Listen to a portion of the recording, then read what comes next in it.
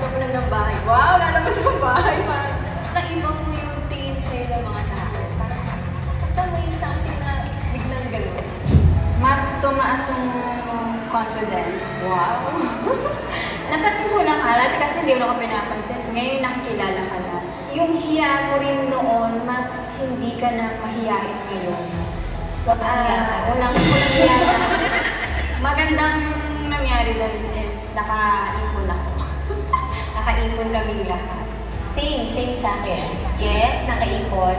We are so blessed and thankful sa round 1 to 5 na ginawa namin to, na akala namin hindi siya magiging okay from sa simula. Pero sobrang blessed namin kasi isa lang dapat tapos naging 5. So malaki yung natulong nun sa buhay namin lahat. Nakaipon ako ulit kasi ako before ng concert nasa corporate world na ako. So yung adjustment din. Ito, pumayat na po. Dati po kasi hindi siya nagsasalita. Ngayon, marunong na po siya magsalita. Nabuhay po ulit yung career namin, naging busy ulit kami, like the old days, like yung 20s namin.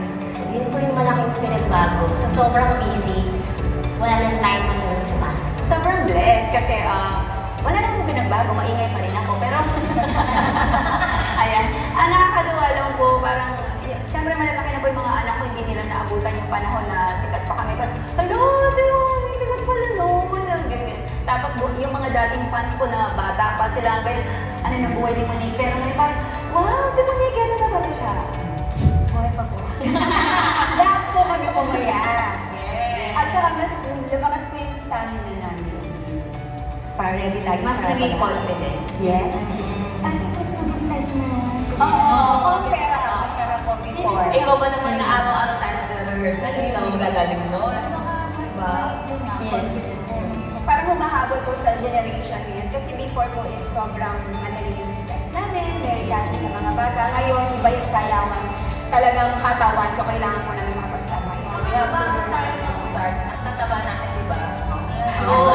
At ang bibig kasi, Sexy na. mas magaan na natin mas tumagal. magaan na. Kaya mas madali tayo masayaw. Wala nagbago. Bobo pa din.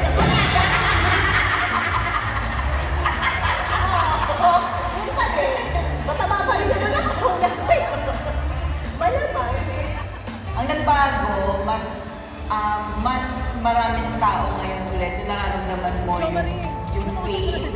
Mas nafe-feel ko na siya ngayon. Ayun, sabi nga ni Mia, ramdam mo ngayon yung fame, pero yung hindi yung fame na kailangan nyo makitulog. Mas na-appreciate lang namin ngayon yung mga bagay-bagay. Lahat. Maliit man yan o malaki, mas na-appreciate namin ngayon yung mga tao na nagmamahal sa amin. Yung mga ng pagmamahal ninyo.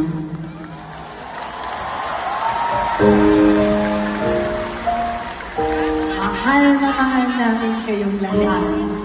Mga pinalaki ng Sense Bomb.